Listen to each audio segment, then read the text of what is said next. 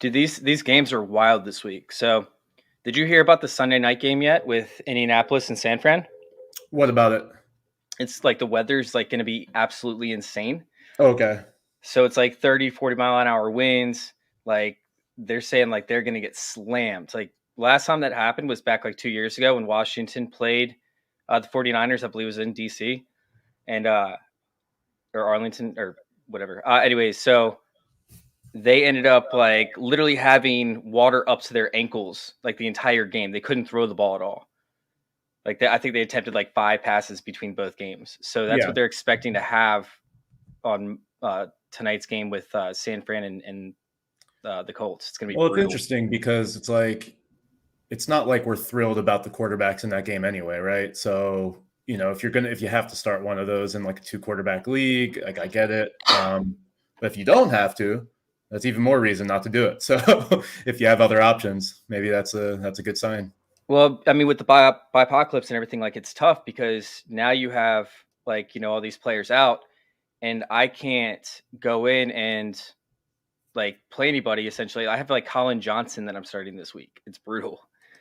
It's absolutely brutal. Like he's like Yeah. the only healthy receiver on my team that I could play above Michael Pittman. Yeah. So it is going to be a fun one. Just checking up on our live feeds right now and seeing if we're live on Facebook. Give me a second. Yeah, what game are you targeting this week? For DFS purposes, Yeah. actually, I really like the Miami Atlanta game. It's like a 47 and a half over under. So I guess people think it's, just a middle of the pack, but I think it has a chance to be one of the more higher scoring games. Um, I imagine both Xavier Howard and Byron Jones are playing, or at least one of them is. They both had limited practices all week. So, if that kind of scares you off Matt Ryan, I wouldn't let it. I think that this can be like a higher scoring game. So I'm targeting it a lot. I find myself playing a lot of those players this week, aside from the Tennessee Chiefs game.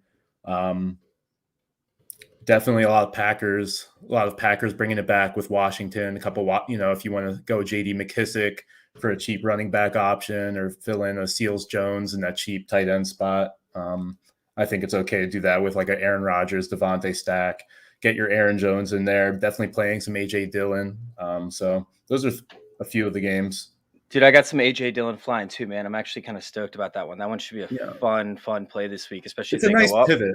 It's a nice pivot from like a Devontae Freeman or something like that you wouldn't want to play like that's more appealing for sure. No, absolutely. And I do see we do have questions coming in the chat. Give me 1 second, guys. I'm just going to tag some of these people who asked questions in the other segment of ours, and we'll get it started. But yeah, I actually love this Dolphins matchup. Like, I have a ton of shares of Jalen Waddle. I've got a ton of shares of Gaskins. Like, Gaskin is a guy who nobody is thinking about playing this week. Yeah, And it's like Atlanta's so bad up against running back, but especially pass catching running backs. They could yeah. really, really take advantage of that. It's a tale as old as time. The Atlanta Falcons not being able to guard the running back in the passing game. Yeah, it's definitely a good opportunity to get Myles Gaskin in there for the price. Also around the same price the other Myles, 5,100. Two guys that just no one's really going to play that are kind of walking in the good matchup. So it's kind of sneaky there. I mean, I get not wanting to play either. You don't have to, but around that 5,000 on DraftKings, it's really not bad. All right, so let's go ahead and get the show kicked off. Welcome on into Fantasy Intervention. We have our start or sit show on Sunday mornings, every single Sunday over there, especially for you guys out there in fantasy football discussion land. Big shout out to you guys in the group, of course. Excited to get it kicked off and get y'all's questions answered. If you guys have any, please put them in the chat, of course. I see we have some from Mike, and then I did post I did see questions from the other posts I did earlier this morning. I'm trying to tag everybody that was involved in that. So we will have those questions coming. However, I do have to introduce a guest first. We have Steve coming in. What's going on, Steve? How are you doing?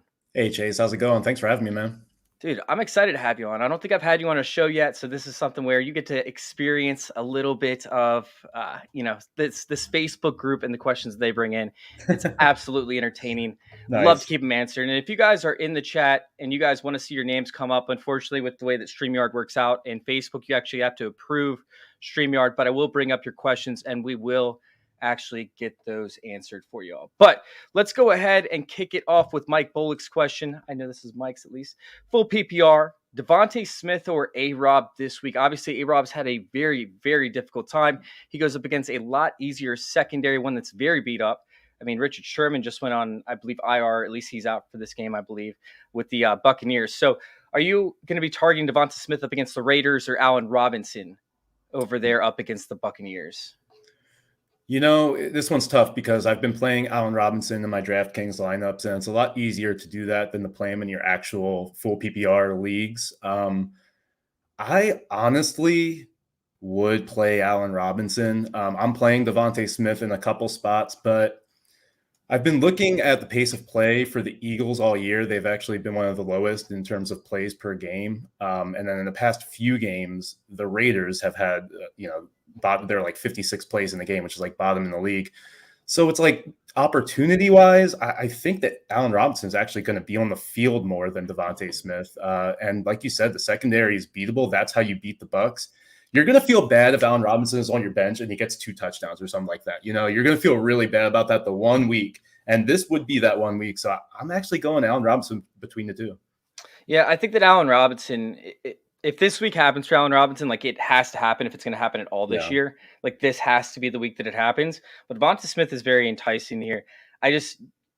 I don't know that Devonta Smith is somebody that you can actually trust. And that's funny to say because A-Rob has been somebody that you can't trust this entire season. Right. But there has to be a breaking point. I think it comes this week. I'm going to lean A-Rob by a hair. But, I mean, if you're somebody that needs like upside, let's just say you're projected to lose by 15, 20 points, I would actually lean Devonta Smith in this one because I think that Devonta Smith actually has a higher upside versus A-Rob's upside, which is 8 targets for 80 yards and a touchdown or so, which is still a great week, by the way. But I think Devonta Smith could give you, six catches for, 120 yards and a touchdown, something along those lines. So let's go ahead and hop on to this next question. We have Higgins or Slayton. T. Higgins, man, like you thought he might have been the alpha coming out this year. He's pretty much been running the entire Bengals offense back in 2020 before Joe Burrow went down. He comes out this year, and Jamar Chase is the obvious alpha in this offense. Higgins is still somebody that can get you in the end zone. I believe he had a touchdown either 2 weeks ago or the week before that. And, he offers a significant floor. This matchup should be somewhat, of a simple matchup over here. I think that it's going to be a competitive game up against the Ravens. I'm going to lean Higgins in this one over Slayton. Now, if it's Rashad Higgins, I don't know. The Bengals, they would have already played. The Browns would have already played. So, yeah, right. It's T. Higgins. I'm going T. Higgins over Slayton all day. It's got to be T. Higgins. You can't just bench Higgins and then, this is one of your stalwart receivers in most cases where he's in your lineups. I know it feels kind of bad because he hasn't had the production the past couple of weeks, but he hasn't seen less than 5 targets all season. He had the injury, which set him back a little bit. So he's had 2 games since the injury. Start him in this lineup. I mean, with the Ravens, it's very interesting, like you think it could be a high scoring game and then, the other team has to pass a lot, or this is a divisional game. It could be very defensive all the way through. Either way, Higgins still provides you with a safe floor in terms of volume and the touchdown upside. You got to play Higgins. Love that, man. I'm on board with that 100%. I don't think that Slayton, I know that he might be the only receiver on this offense outside of Dante Pettis and Colin Johnson. Right. I still can't go with Slayton up against this Carolina defense. It's a good defense, man. Exactly. All right. Goddard or Hawkinson. This one's a little bit more complicated. The Raiders can tend to actually allow big games up against the tight ends. However, Hawkinson has to see the volume this week. Like he has to get back. He's healthier. He's not completely healthy, but I believe he's healthier than what we've seen in the previous weeks. I think that Hawkinson over here is a lock. When we talk about the Rams, right? The Rams allow players underneath to get targets. Jalen Ramsey's been playing the slot, but he plays like a deep slot, almost like a shortstop plays with nobody on base, where he plays, back behind the baseline. That's where Jalen Ramsey plays. And he ends up taking whatever receiver is the more dominant of the two after they get through their initial routes, if it's 2 receivers to one side. It's a very unique way to run the defense. I've been seen a defense run this way before.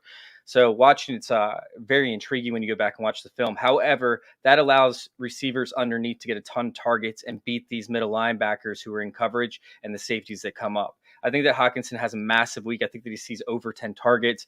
Could get you 100 yards on those 10 targets. Very, very possible. Goddard, I like Goddard, but I have to go with the stud in this one, and that's Hawkinson.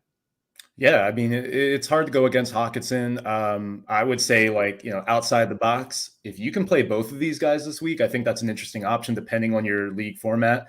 I know I'm flexing Goddard in a tight end premium league with Gaseki, so I like Goddard this week. We Yeah. just saw Noah Fant destroy the Raiders, so I see no reason why Goddard can't. He's walking into perceived uptick in volume. He's going to be on the field a little bit more. Last week we saw Zach Ertz on the field 89% of snaps without Goddard. So I think Goddard walks right into that. He's going to be on the field 80% of snaps.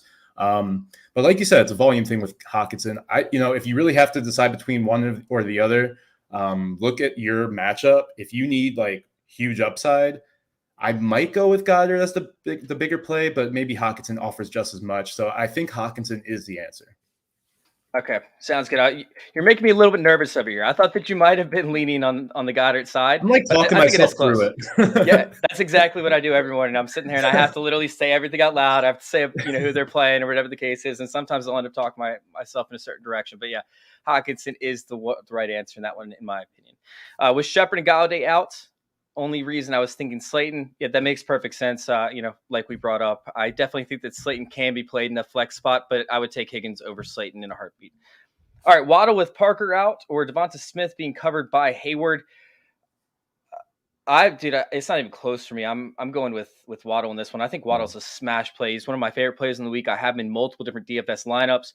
I think we're going to see Waddle have somewhat of a breakout performance this week, and he's been getting the touchdowns too, close to the line of scrimmage, which is always a bonus. Yeah. I mean, I'm sorry, close to the goal line. So it's something that's where like Waddle for me is like oh man, like you got to get him in your lineups. Like this guy could break open an entire DFS slate, much less just a seasonal league. Yeah, I'm with you. Yeah, Waddle over Devonta Smith for sure. They're excited to get, this is why they drafted them. They want Tua to, they want to help out their quarterback, get a receiver that can make plays underneath, get him the ball, and often without Devontae Parker out, love Waddle in this matchup. All right, so I do have some questions that came in prior to the show, and I want to get to a few of those. We have Dan Rosashi, I think is how you say it. He was asking Julio Jones or Tyler Lockett. Julio Jones or Tyler Lockett. Obviously, Julio Jones, they're going to have to pass this game, but he hasn't been healthy. I didn't see him on the inactive report, I don't believe. I believe he's playing this week. If you want to double check that as I talk about Lockett here for a second, because Tyler Lockett is somebody with Geno Smith. I don't know if you can trust him. I mean, we could see this be a smash play if it was Russell Wilson at quarterback, but I mean, do you really trust Geno Smith over there, being the quarterback for the Seahawks? Which one are you taking? Yeah, Julio is active, but that doesn't really mean a lot. I mean, it's, I was assuming he was going to be out all week. And then it's like, he's going to play and then he's going to go limping to the sideline at some point. He's going to make an awesome sideline catch and then he's going to go limping to the sideline. It's going to be frustrating, but in this matchup, you have to play Julio. And we just haven't seen it with Geno Smith enough to believe in Tyler Lockett right now. He really is trending downward. That being said, yeah, he could make one big play, but I think in the matchup, I think you have to go Julio. If it was me, I would play Julio because of the matchup. I think I would want that opportunity where Sunday night could be like a dogfight. It could be like a sloppy game with Winston and Geno Smith out there. So maybe you don't want a part of that. So I would go Julio. So I'm a little bit concerned about the volume. Obviously, you can't run on the Saints, right? Like the Saints are like a brick wall when it comes to run defense. So the Seahawks are going to have to pass. And if Jameis Winston can at least not turn the ball over a ton of times and get a couple touchdowns in there, you're going to be seeing the Seahawks down, which means that they're going to have to air the ball out with Geno Smith. So I actually like Geno Smith and Tyler Lockett matched up with the volume aspect. I might not like Geno Smith as a whole, but I think that Geno Smith could probably see close to 38, 40 attempts this game, possibly if they, get 2 yards per carry on first and second down. And that's really not a lot anymore. I mean, quarterbacks are throwing 38 times a game pretty easily these days. So yeah. And they don't have the receivers over there where you're going to see, 4 receivers command 5 targets apiece. So Tyler Lockett, sees probably 8+ targets this game. I think I'm going to lean Lockett in this one over Julio Jones just because I'm concerned about volume. I mean, if they run Derrick Henry out just like they did up against the Bills, I mean, we're going to see Ryan Tannehill complete 20 passes. Like, he might not have to pass if Derrick Henry plays the same way that he played last week.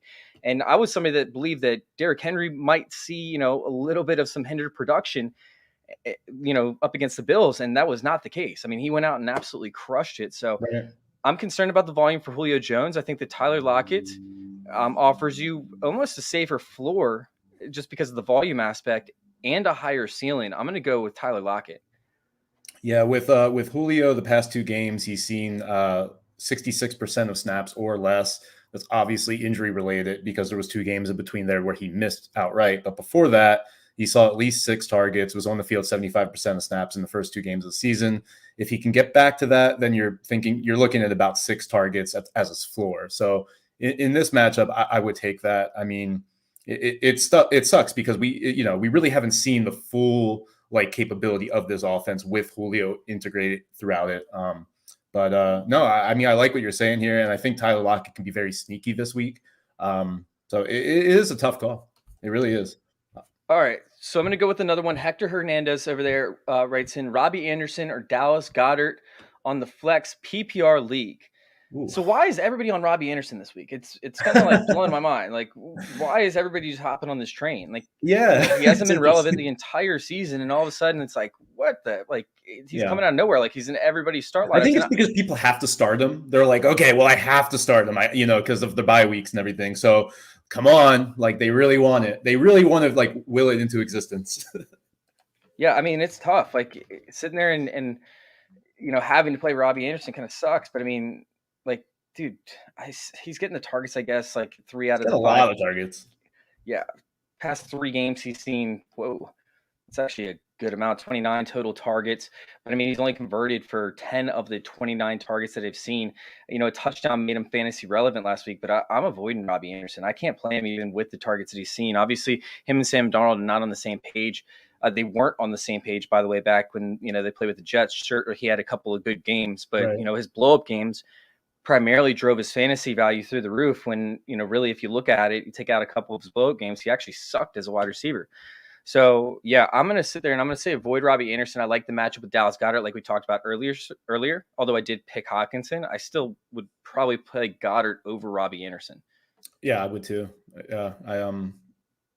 It's close. They both offer, appealing upside, but I think you got to go Goddard here. All right, so we have a question from Demetrius Dominguez.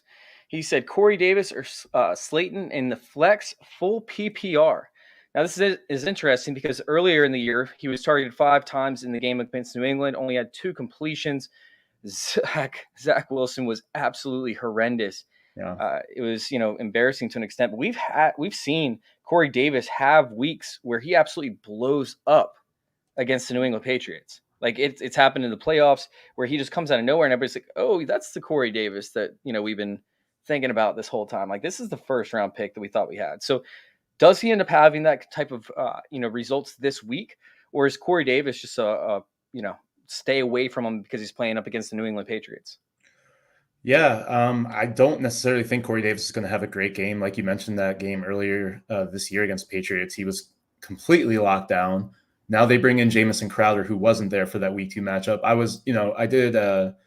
do a piece for TeamRiseorFall every week, and I do a risers or fallers column. Corey Davis was on my fallers. I was going to use Jamison Crowder's just being there against Corey Davis in terms of volume. That actually wasn't the case. Corey Davis is still seeing 7 targets in games with Jamison Crowder, so he is getting the volume. But I see the upside a little bit more for a touchdown with Slayton, actually. Daniel Jones, he has hit Slayton multiple times over the top, 4 touchdowns in their short time together. And if he's like the best option, I think he could have a pretty good game. Like you said, Carolina is good on defense, but so is New England. So you have both bad matchups. But I'll lean Slayton slightly. And that's going to be tough, because Corey Davis should be, the guy that you see as in your lineup in this case. But, it's crazy week. So I would go Slayton in this case. Yeah, that's rough. I mean, seeing 5 targets in the first week wasn't good. And I think that they're going to run the ball even more so than what they did, in week, 2 up against New England. So I'm actually going to be fading Corey Davis just because of lack of volume. I don't think that the Giants are going to pull up. Like, I don't think they're going to be able to run up against the Panthers. So you're going to see a lot of third and longs. One of those could end up converting. And anytime you have a back end roster decision with a super, super low floor, I decide to opt towards the upside and the ceiling because guess what? Like one touchdown, one long reception. I mean, you're talking about being able to cash in versus what, 2 receptions for 8 yards Right. like he had back in that previous week. So Exactly. anytime you have a ridiculously low floor, I'm going with the upside 100%. I think that's Slayton over Corey Davis. All right, we have Ryan Hoffman over there asking Bateman or Callaway full PPR. Now, everybody's coming out talking about how great Bateman looked and how phenomenal he was. But I mean, honestly, like sure, he had the most targets I believe on the team, or at least out targeted I believe Marquise Brown. But he didn't do anything really. Like he wasn't great. And this week they have, I think it's a lot tougher matchup. With the Bengals being a division rival. Sure, the Chargers do have a better secondary overall, but I mean, we're talking about a division rivalry game. They could end up hyper focusing on Rashad Bateman in the secondary over there. What are you feeling with Rashad Bateman? Are you on board with Rashad Bateman for this week at all? Or are you somebody that's a little bit more hesitant, like I am with Rashad Bateman? I have him in a couple DFS lineups, and I'm playing him in my main league, which is, my team has so many buys, so many injuries. I have to play Bateman. It's not like I really want to, but I am playing him over Amon-Ra St. Brown. So I don't know what that tells you there. I probably would play Callaway over Rashad Bateman. Deontay Harris is out. I believe that the other receiver that was on the injured reserve for a while, Traquan Smith. I think he's back. I think he's going to be active for this game. He is. So it's both of them. But I would play Callaway. The Seahawks are really bad against wide receivers. So I would go Callaway. You've seen it. Winston targets him. He's the main guy in the receiving threat right now. So yeah, I would go Callaway over Bateman. No, I'm definitely leaning Callaway 100%. I think that Callaway could have a monster game. Obviously, we're going to see a ton of passing on both sides of this offense. So yeah, I'll go Callaway in hopes that he gets a couple, deep passes and converts at least one of them for a touchdown. Exactly. He's going to get those deep balls at least, once or twice. All right, so let's go ahead and bring up this one. We'll try and alternate. I'm sorry, we'll go to this one. We'll try and alternate a little bit between the questions that I have in the chat off on the side and then our chat as well. We have Mecole Hardman or Hunter Renfrow, PPR league. So, Mecole Hardman is somebody that I actually like a lot this week. I mean, we're going to see a ton of attention directed towards Kelsey and towards Tyreek Hill, and I mean that's obvious. But that's going to leave Mecole Hardman in one-on-one situations. Now, Mecole has not been good thus far in his career. Like he has not been good at running routes. He tends to round them off on his double moves. He's not great at his double moves, and then when he sees the one-on-one coverage, he just tends to kind of fall flat. However, they're showing that they want to get him involved. They're showing that he's going to be involved in more than just a role as a deep threat. They're getting him involved in the screen game and whatnot. I'm sure he had a fumble last week, or was it 2 weeks ago? I still believe 100% that they want Mecole Hardman to be an asset in this offense and a future, asset moving forward for Patrick Mahomes to develop with. I think that they're taking their time developing him because they don't need him right now. But this is one of those weeks where they could end up, allowing him to just do work. Yeah, I mean, he's only 23 years old when you talk about, developing him and then wanting to use him in the offense. I definitely, I think initially I'm like, okay, well, if you need the floor, it's Hunter Renfrow. If you need the ceiling, it's Mecole Hardman. That's an easy answer. But I think if it's me, the way I play fantasy football, I'm probably playing Hardman in most cases. If that's my start sit and those are my only two options, I'm probably leaning Hardman regardless of floor or ceiling. Yep, I'm on board with that. I'll take it. Let's go. All right, so we have, 0.5 PPR, Bryan Edwards or Kendrick Bourne. Bryan Edwards or Kendrick Bourne? That's a tough one. I would lean Edwards. Bourne has definitely seen an uptick in usage, and he's probably more likely to score a touchdown than Jacoby Myers. But I'm going to go Bryan Edwards. I really just don't like the Jets at all in this week. That Jets New England game in general. So I'm kind of staying away. So I would lean Bryan Edwards. All right, I'm going to sit there and I'm going to take Bryan Edwards without a thought on this one. This one is a tough, decision, but Kendrick Bourne's just not getting the volume necessary. So I'm right there with you. All right, Mooney, Anderson, or Hardman half PPR. I love Mooney this week. I love Mooney. I'm going to let you start off on this, and then I'll go on a little rant about Mooney. Yeah, Mooney has been great. I mean, he honestly has, and he looks to be Justin Fields' favorite target out there. It's a big reason why Allen Robinson's production hasn't been, what you want it to be. This is tough, but I'm actually going to go Robbie Anderson. I know you're not big on Robbie this week. I'm not necessarily huge on him, but if it was between these three, I know that Robbie would end up in my lineup. He is getting the volume. It's a good matchup with the Giants. For whatever reason, Darnold is just better in away games this year. So I think things are going to lean Robbie's way and DJ Moore. So I'm going to go Robbie Anderson between the three. All right. So Robbie Anderson is obviously somebody that's a hot topic right now. I am not on board with Robbie Anderson. I mean, Mooney, whew, we're talking about the Tampa-based secondary, right? And how porous it is and how they get beat on double moves just constantly. So I'm going all the way in on Mooney. I think that he will be a target, for the deep ball. I think that he's going to see plenty of opportunities in this game. And I mean, not only is he leading the team in routes run, he's leading the team in targets, I believe. He's leading the team in receptions, and he actually has the highest reception percentage of receptions compared to targets of anybody on his team, with over 15 targets thus far. So he's converting these into big plays. He's becoming that big play guy that we thought he could be last season, and when he wasn't targeted accurately, and he is turning those into fantasy points up against the Tampa Bay team where you cannot run on them. You're going to have to, bring the heat. You're going to have to bring that deep ball. And Justin Fields actually throws a very, very pretty deep ball when he has the opportunity to.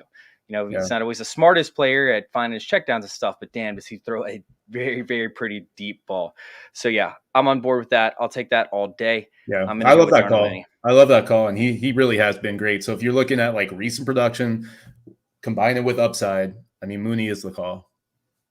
All right, so let's go ahead and get another question in from this chat that's going on. So I'm having a little bit of issues with my monitor. Let's see. We got Renfro or Alex Collins in the flex half-point PPR. I would go Alex Collins. He looks like he's going to play. It's not a great matchup at all, but he does see a lot of volume. Rashad Penny is back. Maybe they're going to work him in. I don't see it being like a 50-50 split. We saw them use DJ Dallas a little bit with Alex Collins, but he still is getting the majority of the workload regardless of game script. So I'll go Collins there. I just feel like, Hunter Renfro has such a significant floor. Like, I don't know how you can, fade him every week because he's actually doing work. And Alex Collins actually scares me a little bit. I don't know if he's 100% healthy right now.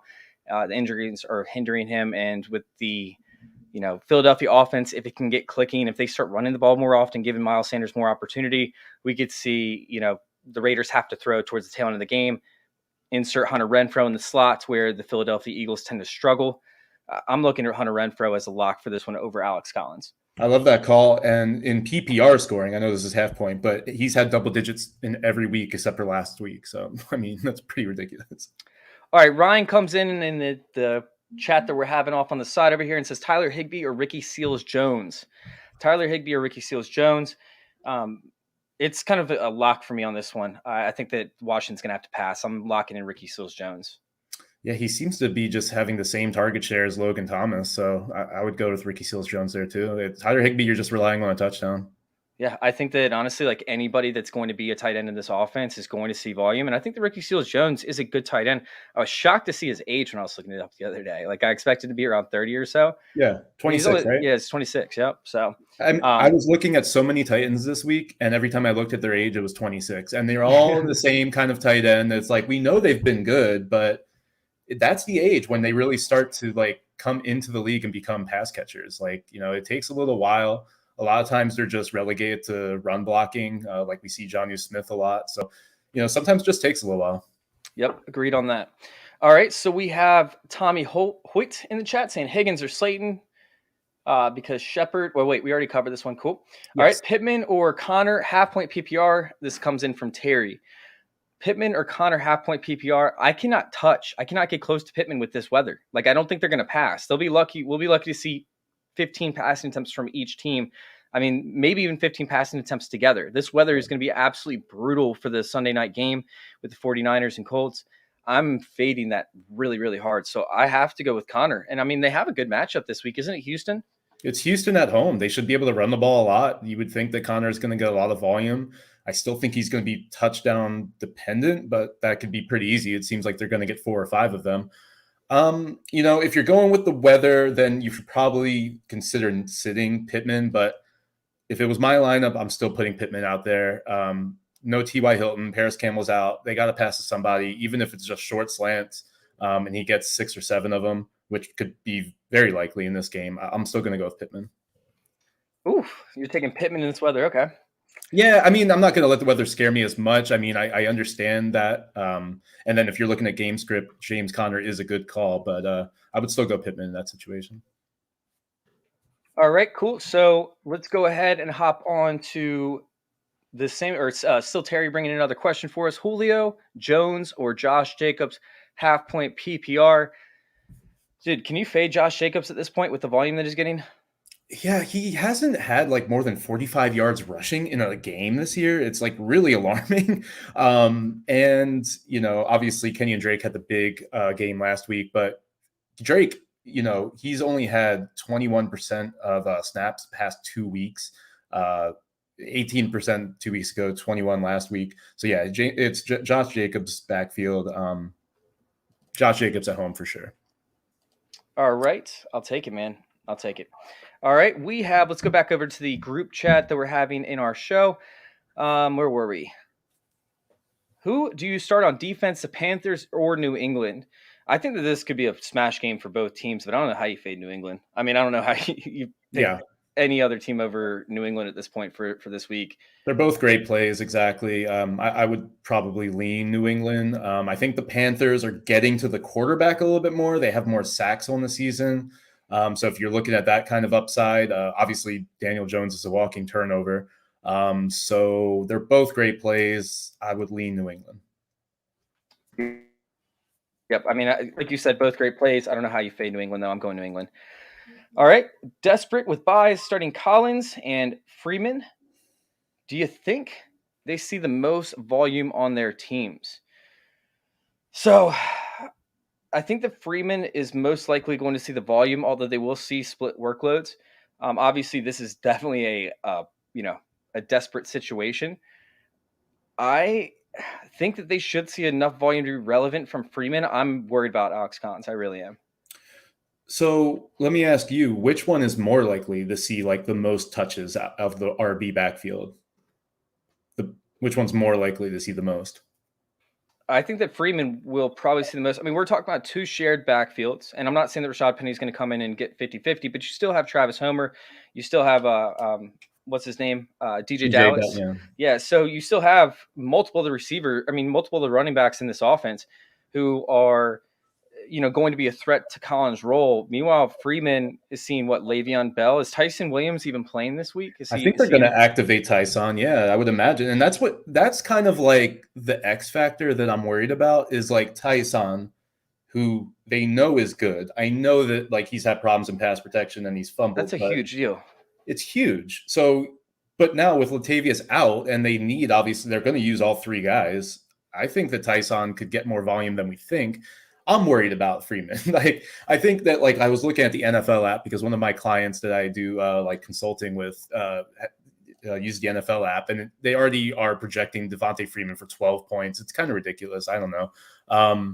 I think that they both will see the most, but I think that Collins has the opportunity to see more. So Freeman could get 9 carries and then Tyson gets 8 or something like that. I think Collins is more likely to get 15, where the next closest is 8. Yeah, it's going to be tough to sit there and actually opt for one or other. But I got to go Freeman in this. I think that Freeman is most likely going to see it. I know that this is going to be, tough either way. But if you're desperate, I'd like to see whoever asked this question. I would actually like to see, who your other options are at running back and see if we can actually sort through this. So I can't see your name on here. If you say, hey, I'm the guy that wanted to know between Collins and Freeman, bring whoever else you have on your bench and let's actually see, what your other options are and see if you have a better option. Somebody like an AJ Dillon, who might be the second running back on their team, but who has a great matchup against Washington. And if it's blowout, could actually see, plenty of opportunities. So we got I'm going to go back to the group chat that we have going off on this side over here. And we got a question from Mike Triolo. It's wait on Waller decision or scoop up a tight end on the 1 p.m. slate. Honestly, I got to see who your tight ends are. Like, I got to see it. I think that Waller's most likely going to play, but if there is a stud out there, I'd rather take the guaranteed points that I get than wait on Waller. What are your thoughts? Is Waller the 4:00 game? Waller is the 4:00 game, I believe. Yeah, because it has to be.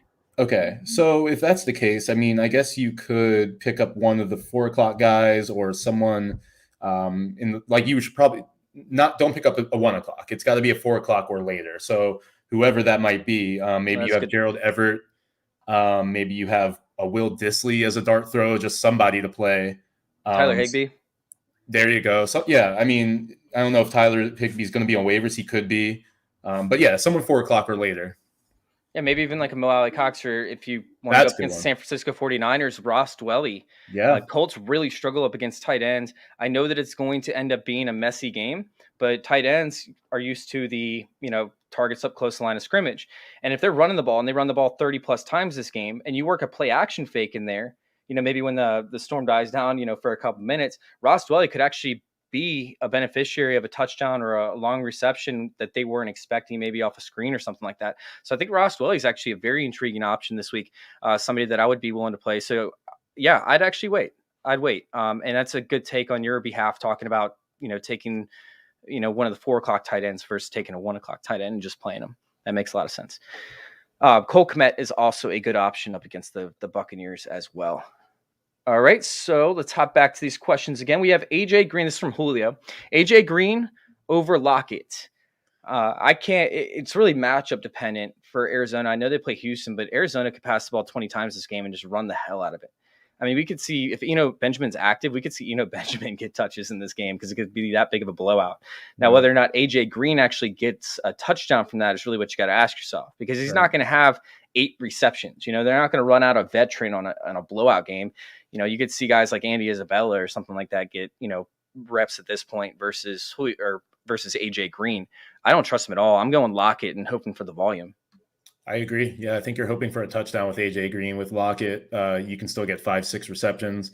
I think he's more likely to get 5 or 6 receptions than AJ Green. Sounds good. Hey, if you guys are coming over from our chat that we're having off on the side, please bring your questions in, because we just got hit with a ton of questions that I just saw in our actual group chat, and we got to kind of fly through these real quick.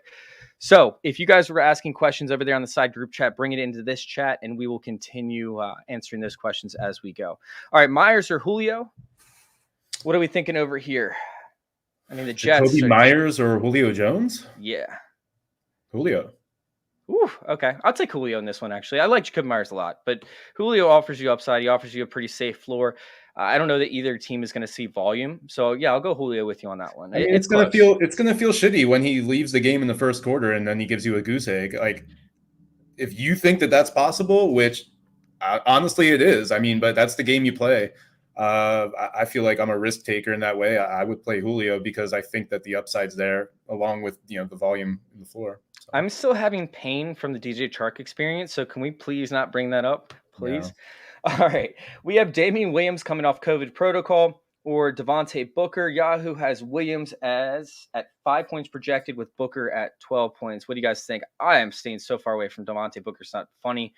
But Damian Williams, I mean, he is a pass-catching back, and Tampa actually struggles up against pass-catching backs. If you guys go to the Dose Score, DOCE, fantasyintervention.com/dose, it's dump-off containment efficiency, and Tampa Bay tends to struggle up against pass-catching running backs. Damian Williams actually does that very well. So we could actually see a situation as to where Damian Williams can perform at a very high level in the pass-catching game. But if you're hoping to get some rushing yards off him, that's not going to be the case. I don't want to play Devontae Booker. Devontae Booker's gross. Carolina has a really good defense, especially up against running backs. I would lean Damian Williams for the upside. If you need points, like if you're projected to lose by 15, I'll lean Damian Williams. But if you need a floor, go Devontae Booker. Perfect answer. I'm with you there. Devontae Booker is going to be the only running back. Although they did use, Elijah Penny on the goal line a little bit. So yeah, I think I got 1 or 2 carries. He's a bigger dude. Yeah, exactly. I guess I'll lean Damian Williams here, but I like your take there with the floor and then ceiling. All right, so we have Seattle's D, a good play Monday night, Weather's supposed to be bad. Only other option is the Miami defense. So we've been talking about how Miami's defense could actually be a shootout, but Matt Ryan actually throws a ton of interceptable passes. They just haven't converted into a ton of interceptions so far this year. Miami, if they can get a few picks, you're talking about a touchdown in Miami likely happening, and their ability to get after the quarterback doesn't show so far this year, but they really haven't changed anything from last year. So I think this could be a get-right game for Miami's defense. Now, that doesn't mean don't start Matt Ryan, because guess what? Matt Ryan can still throw for 3 touchdowns and throw 2 picks. One of them be a converted for, touchdown for a converted interception for a touchdown. So I don't think that Miami's defense is bad. However, I don't see how you fade Seattle's D with Jameis Winston. I think there's a better chance that Jameis Winston gives you fantasy points and puts up less scoring opportunities. My only concern there is Alvin Kamara just having a monster game. I do defensive rankings every week for guillotineleagues.com. I do the top 15 defenses. So I'm really looking at getting to the quarterback and success with that, turnovers, etc. Seattle hasn't been very good in either of those categories. So I think between these two, you have better options out there, actually. The Giants are kind of sneaky against Sam Darnold. They're at home. Sam Darnold is, like Daniel Jones, just a walking turnover in recent weeks. He's averaged 2 or 3 a week. And then also the Raiders are kind of sneaky too against Jalen Hurts and the Eagles. He gets sacked a lot. So I think those two are better options than these two. But I like what you're saying with Miami, because like I said, Xavier Howard and Byron Jones are probably back this week. I think both of them are back, so more likely for interceptions with Miami. So between the two, I think Miami is actually kind of sneaky. I think Xavier Howard actually led the league in interceptions last year. It was him and one of the guys, or he was at least in the top 3. All right, wide receiver standard 12 team. Need 2 plus a flex. Ridley, Debo, DJ Moore, or Patterson. True. All right, so over here. Yeah, I mean, this is the best one we've seen. Plays. Yeah, by far. And that's 12-team league too, so that's great. DJ Moore. All right, so when it comes to Bradbury, right? Bradbury struggles up against quick twitch receivers. We saw it with Terry McLaurin. Meanwhile, bigger, more physical receivers, he's a tactician with his hands. So DJ Moore should end up having a very good week. I think he can create separation with Bradbury. It's all up to Sam Darnold, finding him, which Sam Darnold has not had a problem with thus far this season. Giants have to worry about Chuba Hubbard. They have to worry about Robbie Anderson. They have to worry about Ian Thomas. I mean, he has had 2 40-yard catches over the past 2 weeks. So DJ Moore should see one-on-one opportunities up against Bradbury, and I like the matchup for DJ Moore. I'm going DJ Moore on that one. And then Ridley's higher upside. Debo has a higher floor and still has the upside. We're not going to see a lot of rushing opportunities coming from Jimmy Garoppolo, but it is a nasty matchup. Meanwhile, Debo actually gets targets close to the line of scrimmage. So I think that they could work Debo in and pretty much pull out their entire trick playbook this game to try and find opportunities to score if it's close scoring game, very low scoring game, but close scoring game. I'm going to go Debo in this in hopes that he sees a couple shovel passes, takes them house type situation. But Ridley's not a bad play by any stretch of the imagination. I'm just worried that they'll be hyper focused on shutting Ridley down this week, playing bracketed coverage on him. So he needs 2 plus a flex. So he needs 3 of these, right? Oh, okay, so then Ridley. Yeah, and I think I'm with you there. Ooh, I think Patterson's the odd man out, but Patterson's been great. There's no reason to sit him unless you have 3 options like this. So I would pick those other 3. Okay. Yeah, I'll take it. All right. TJ Hawkinson or Gaseki this week. Atlanta, I mean, they just suck on defense as a whole. Gaseki, who has been playing pretty much the slot receiver over there. Yeah. We have Devontae Parker out. He should see plenty of targets, plenty of opportunities, but I can't get off Hawkinson this week. I think Hawkinson's going to have a monster week, like a get right week. That's going to revert him back to the first 2 weeks of the season with his fantasy production. I'm going Hawkinson. This is another, if you can play both, play both. I don't know what the league format is. Maybe that's not, viable, but I would lean Gaseki, stay in the flames with Gaseki. In my opinion, Hawkinson is great. I had Hawkinson, ranked very highly coming into the year. It's been disappointing. He can still be great, but stay in the flames with Gaseki. Like you said, he's lining up as a slot guy. No Devontae Parker. They're going to pass to Waddle. They're going to pass to Gaseki. All right, so we have Ricky Seals-Jones or Uzomah as a replacement for Waller, PPR. I don't see how you get away from Ricky Seals-Jones at this point. Agree. Seals-Jones. I think who is it? Ricky Seals-Jones, no question. All right, New England defense or Panthers defense? Second question with this one. We both went New England, I believe, on this one. Yep. It's an embarrassment of riches, but you got to go New England up against the rookie quarterbacks, although it is their second opportunity. All right, let's see. Panthers without Shaq Thompson, that is true, but Shaq Thompson is one player on a great young defense. Miles Sanders versus the Raiders or Antonio Gibson? All right, this question's gross, man. This question's gross because Miles Sanders, if he doesn't see the opportunities like we haven't seen, over the past 2 weeks, but then it looked like all of a sudden, like they were starting to get it, and they started running Miles Sanders in the second half, and all of a sudden things were clicking, and they were moving the ball. So it's like, hey, maybe if the coaches see that this week. But the thing is we've had this conversation every single week. Every time that Miles Sanders touches the ball, I mean, he ends up putting up yards, and like, oh, they have to see these actually productive when he touches it. This will be the week that they run him out there, and then you get the next week, and he gets 10 touches, entirely. So it's a tough situation playing Miles Sanders, but you have Antonio Gibson with the fracture in the shin. Now, they're going to have to run the ball up against Green Bay, but maybe they get behind and they don't want to, put a full workload on Antonio Gibson. And so they just decide to, just put J.D. McKissick in, and they give Jarrett Patterson some more touches so that he can get some rest. And all of a sudden, Antonio Gibson sees a 40% snap share on a hurt leg. Yeah. So this is tough. I actually took out Gibson and then put in Javonte Williams in the Scott Fishbowl. And then about 5 minutes before the game started, I put Gibson back in and took out Javonte Williams. And that was obviously the wrong pick. Well, we'll see what happens. But, I mean, that's pretty much where I value Antonio Gibson at. Meanwhile, Miles Sanders isn't too much above that. I think that I have to go with Miles Sanders because of the efficiency and because he's not hurt and because, his game couldn't end after a couple plays and because he should see the majority of the snaps, just like he's seen the entire season. So I'm going to go Miles Sanders in hopes that the Eagles kind of figured out that he's actually a valuable player, but it's a gross feeling to know that both these players, like you just feel like knots in your stomach running them out. Yeah, I would still lean Gibson. It would be tough for me to bench Gibson in this situation.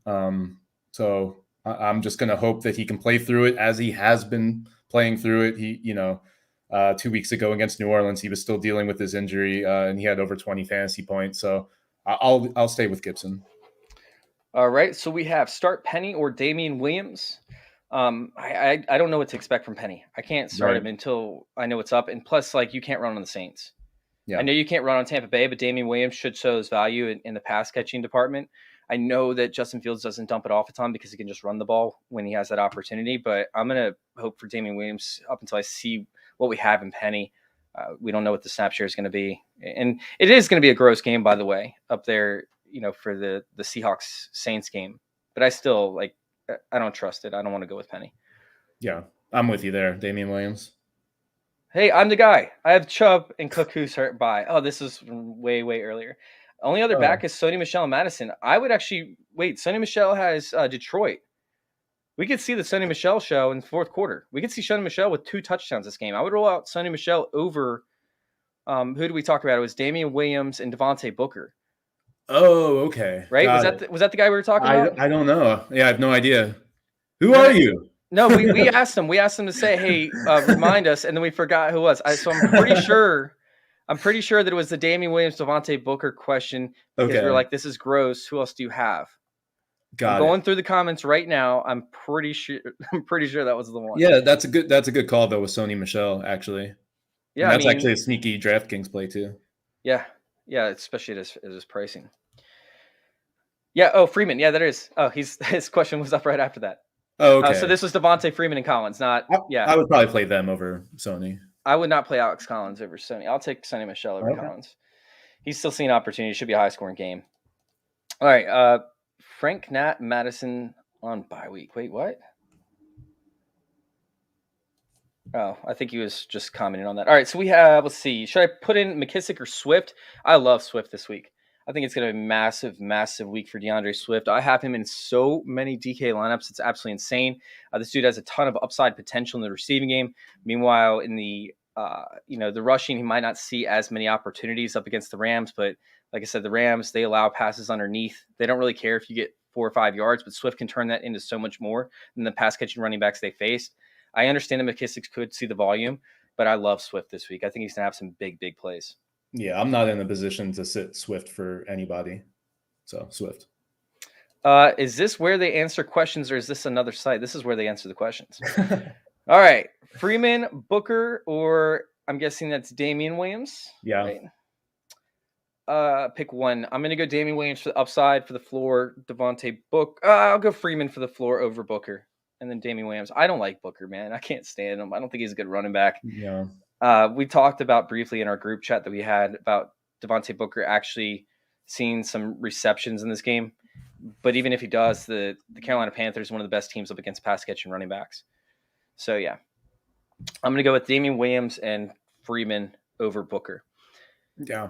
Yeah, I'll go with Damian Williams in this. It's tough. I mean, all three of these guys are kind of in the same situation, but I think Damian Williams does offer the most upside of the three. All right, that's going to wrap us up for the show, guys. We appreciate you guys tuning in. Once again, can you let them know where to find you, Steve? Yeah, it's at FFProfessorST3 on Twitter. I do 2 articles a week, one for GuillotineLeagues.com and one for TeamRiseorFall. Then, of course, I'm the host of the Hot Take Podcasts. Yeah, and you guys can go check me out over there on Twitter at FF_intervention. Once again, that's at FF_intervention. Yeah, you guys can go check out all of our takes. And you guys can go check out the dose score for yourselves. Go check out the pass-catching running backs. It's fantasyintervention.com/DOCE. Y'all can also go find my articles over there at trophysmack.com, playerprofiler.com. My rankings are up on Dynasty Nerds. Oh, man, I'm writing for everybody right now. We also do a show for Dynasty Happy Hour on Sunday nights. You guys have our show on youtube.com/fantasyintervention on Tuesdays and Wednesdays and Sundays. Thank you guys for tuning in, and thank you all for letting us intervene with your fantasy football life. We're out.